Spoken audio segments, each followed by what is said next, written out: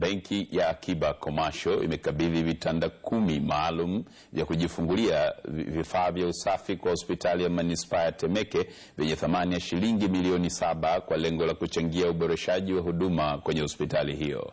Akiongea kwenye makabidhiano hayo kwa niaba ya benki hiyo, meneja mahusiano Mary Mbele amesema wamefikia hatua hiyo kufuatia taarifa za kuwepo upungufu wa vitanda kwenye wodi ya wazazi, huku mkuu wa wilaya ya Temeke Bi Chiku Galawa akishukuru na kuomba wadau wengine kuiga mfano huo. Na tulipofanya utafiti tukaja kugundua kwamba hospitali ina upungufu mkubwa wa vitanda, hasa vitanda vya kina mama kwa ajili ya kujifungulia.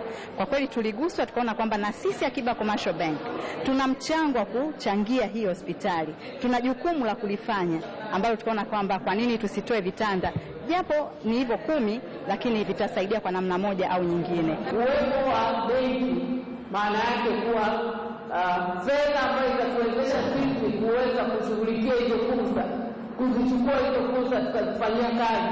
Tayari tumewezeshwa na wenzetu wa Akiba Commercial.